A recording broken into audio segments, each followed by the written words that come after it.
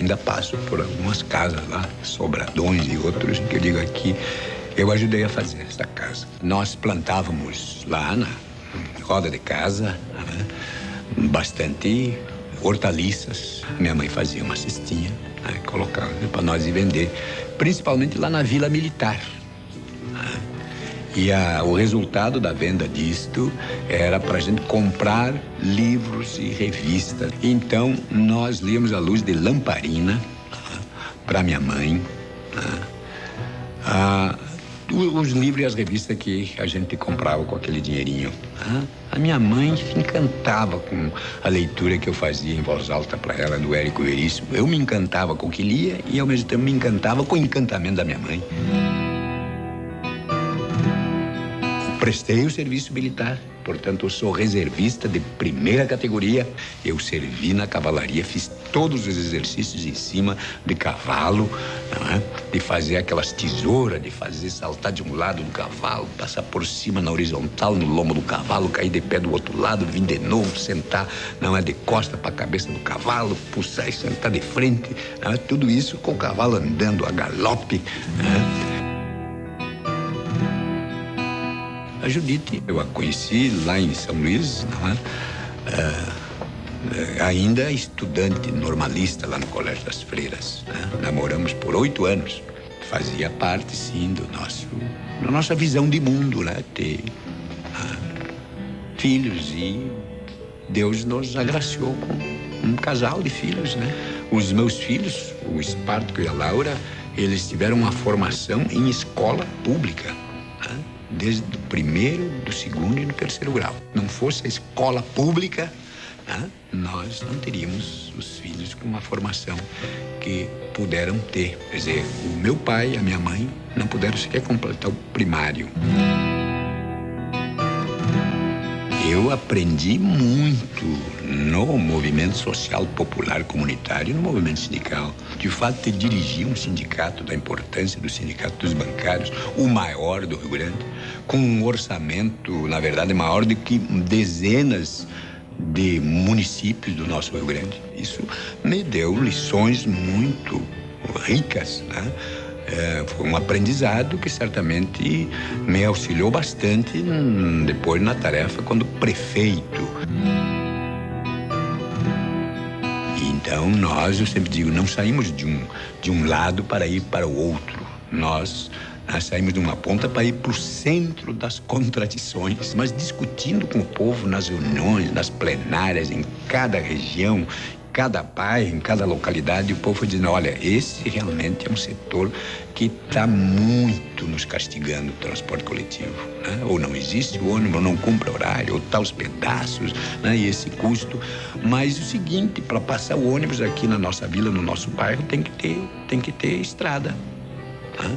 E a estrada tem que ter, não é, asfalto. E o asfalto tem que vir depois que tem, né, o saneamento, a água, o esgoto. Então, essa foi uma coisa que nós fomos, não é, aprendendo com o povo, que nós fomos incorporando, não é, na forma de trabalhar as coisas, de como, não é, priorizar. Nós queremos que o poder público esteja sob controle público. E isso significa, não é, abrir espaços para a participação de todos. O processo do orçamento participativo aqui em Porto Alegre não exclui ninguém. Empresário de nenhum setor, de nenhum ramo, de nenhum porte. Também no orçamento participativo a nível estadual, todos os empresários de todos os ramos, de qualquer porte, poderão demandar as suas coisas, apresentar suas propostas, dialogar conosco. Nós vamos estar, não é, sem dúvida alguma, fazendo algo que muitos desses empresários nunca sentiram e que ao sentir vão ver que é bom para eles e para todos nós. Esse futuro tem que ter muito das nossas vidas, das experiências, mas tem, não é, de ser um país, um estado com oportunidades espraiadas para todos, com qualidade, mas fundamentalmente que a gente tenha o prazer de viver e conviver uns com os outros numa sociedade, não é, sem discriminação, numa sociedade sem preconceitos, numa sociedade sem barreiras econômicas para as pessoas se realizarem como ser humano, como pessoa. Então, eu acho que esse futuro a gente está criando, e, aliás, gerações antes de nós também sonharam com esse futuro. Nós temos que fazer ele chegar mais perto.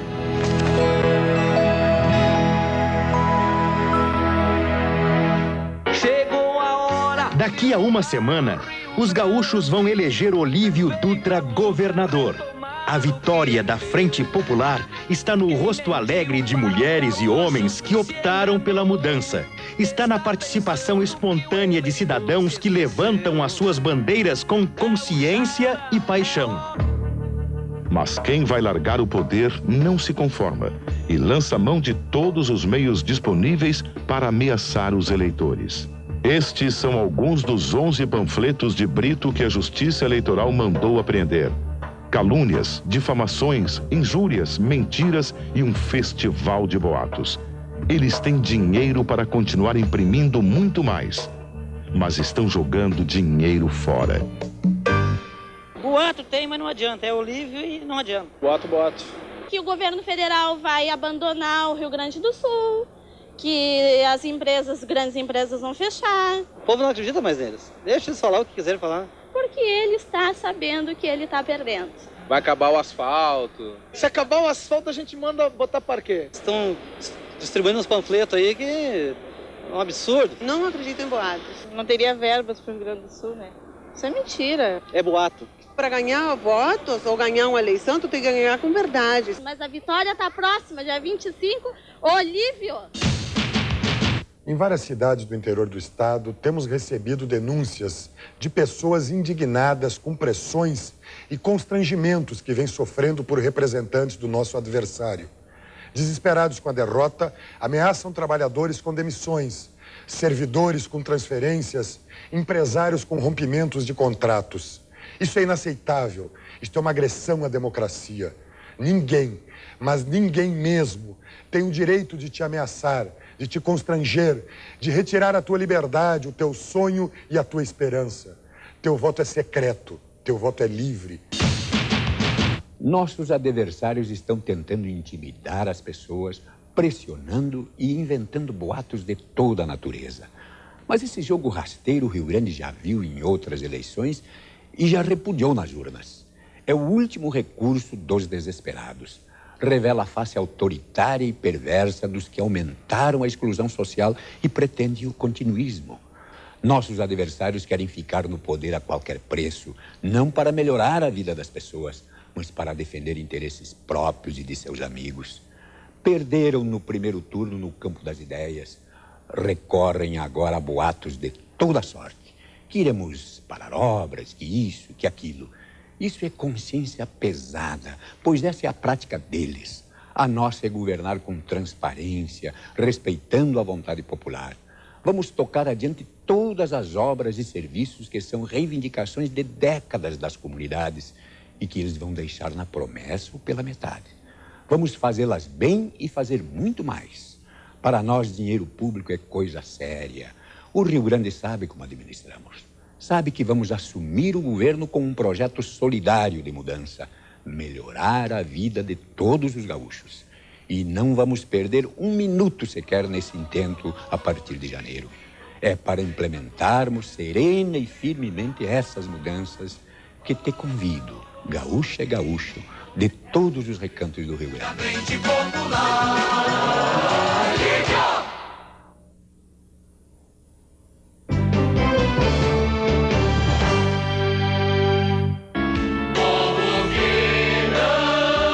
Em cada cidade, em cada rua, em cada casa do Rio Grande, vive a força que só o gaúcho tem. A força da consciência que não se deixa levar pelas palavras fáceis de promessas que nunca serão cumpridas.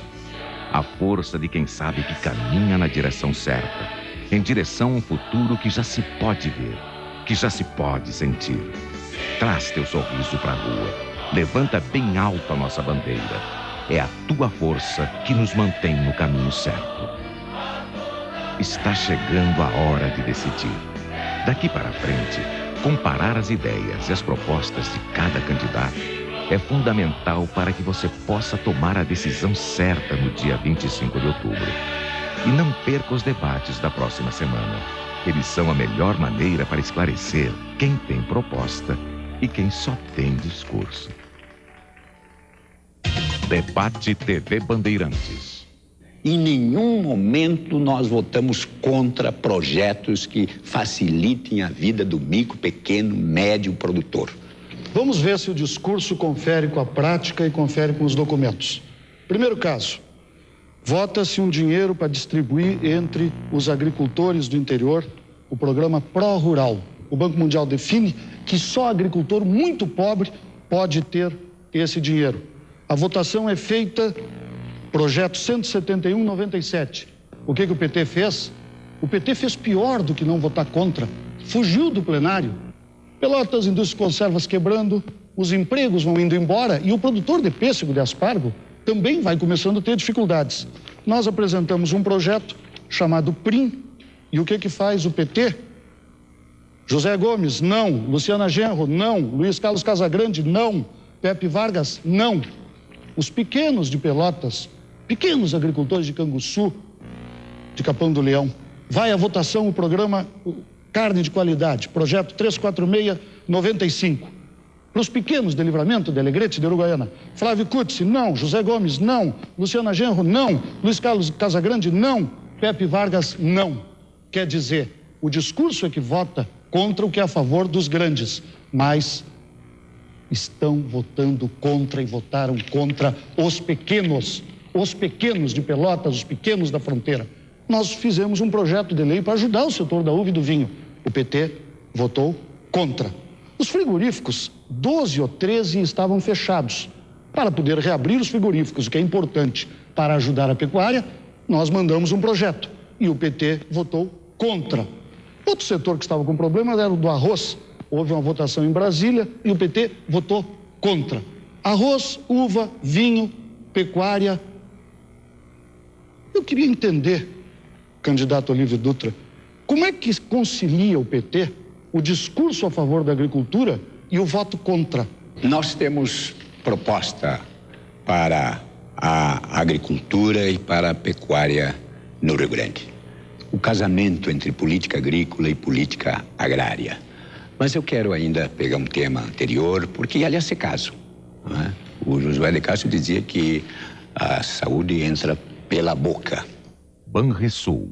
Este governo já aceitou de forma submissa que o Banrisul venha a ser privatizado. Nós é que vamos impedir isso. A oposição tenta dizer que haverá a privatização do Banrisul. Ora, vamos ser sérios. O governo federal queria a privatização do Banrisul. Todos os governadores privatizaram. E nós assumimos uma dívida de R$1 bilhão para não privatizar o Banrisul. Por quê? Porque nós queremos que o Banrisul continue trabalhando com RS Emprego, nós queremos que o Banrisul continue financiando a agricultura, apesar do voto contra do PT no Pró-Rural. Nós achamos que, ao contrário da CRT, o Bradesco, o Real, o Unibanco, não vão poder prestar o serviço público e relevante que o Banrisul presta. E essa é a nossa regra sobre privatizações. Onde é possível transferir a iniciativa privada sem que o povo perca, e ao contrário, onde o povo pode ganhar, a privatização se justifica. Tanto que a China comunista está fazendo. Onde não há como substituir, caso do Banrisul, não pode e não vai haver privatização. E eu continuo achando, a venda da CRT e da CE foi uma falta de compromisso com a palavra. Mas se quiser usar falta de palavra e mentira, então lá vai. Olívio mentiu ao dizer que ia encampar os ônibus, encampou, não deu certo, desencampou. Eu vou ler aqui uma opinião suspeita. Aqui em Porto Alegre, em 88, nós sentimos na carne uma experiência dessas. Experiência onde a esquerda tem que romper com uma prática, ela tem que dizer com clareza o que vai resultar do seu programa, sob pena de fazer promessas que não pode cumprir. Aqui em Porto Alegre nós temos experiência disso. Pudemos examinar o fato do transporte coletivo, a tarifa não estava acima dos custos, isso nos causou um grande desgaste. Assinado Tarso Genro.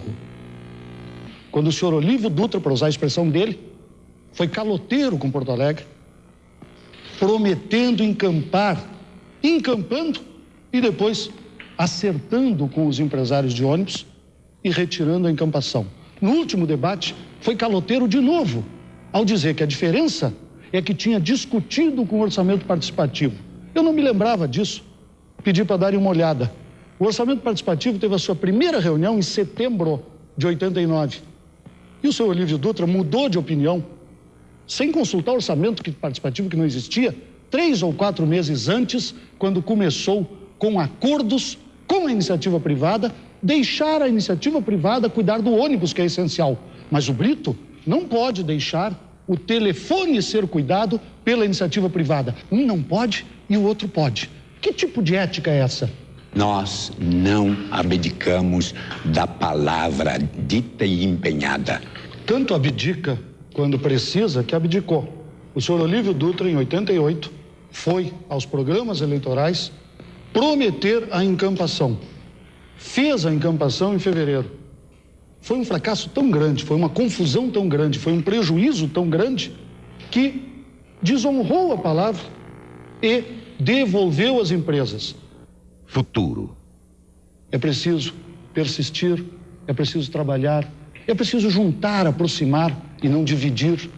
É preciso não ser radical, é preciso acreditar que há um mundo aí desafiador, há uma crise importante no mundo e isto não será superado se nós não tivermos liderança, rumo, vontade de ajudar a população e, acima de tudo, vontade de acreditar num processo que já começou e que eu quero continuar liderando para avançar, continuar liderando até o momento que seja possível dizer, bem, trouxemos o máximo de gaúchos, o máximo de municípios, o máximo de regiões para um estado que volta a crescer e volta a se desenvolver. É com esse espírito que eu estou agradecendo aos gaúchos e pedindo, votem no futuro, votem em nós. Vote 15. Vote Brito. Em apenas 2 debates, Olívio já mostrou que desconhece totalmente os números do estado. Veja alguns erros de Olívio quando fala ao vivo. Olívio afirma que até setembro o estado gastou 21 milhões com a saúde. Na verdade, gastou 90 milhões.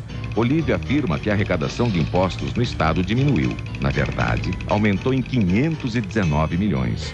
Olívio afirma que a alíquota do ICMS aumentou de 17% para 19%. Na verdade, foi de 17% para 18%. Tem uma coisa que os eleitores não perdoam um candidato: quando ele não tem respostas, não tem propostas e começa simplesmente a enrolar. O dinheiro público seja capilarizado para funcionar como emulador do desenvolvimento em todas as pontas. Enrola. O Olívio sempre enrola. Eu acho que o Olívio enrolou. Muito enrolador. Enrolou e não falou nada, coisa com nada nenhum. Eu não entendo como é que ele tem votos, quando ele não consegue responder com precisão nenhuma das perguntas que são feitas, né? Tu pergunta para ele de agricultura, ele fala de saúde. Ele foge por um lado, foge pelo outro. E ele com a Restinga, que já faz 15 anos, 10 anos, me desculpa, e ele agora não fez nada. Tá muito bonito lá, só mato e tijolo. Eu ia votar no Olívio, mas através do debate que eu vi antes, eu vi que a proposta do Brito é totalmente coerente e a do Olívio é muita demagogia, sabe? Fala, mas na prática não diz nada. E ontem, uma grande festa tomou conta de Porto Alegre. Na Restinga, no centro e nas ruas, todo mundo vibrando com Brito. E no interior, Brito fez comícios em Carazinho, Santo Ângelo e Guaíba. É o povo com Brito em favor do Rio Grande. Cada vez mais forte, cada vez maior, muito mais feliz. E tem mais debate. Terça, 9h30 da noite na TVE. E quinta, 9h45 da noite na RBS TV. Brasil 500. Apoio Parmalat.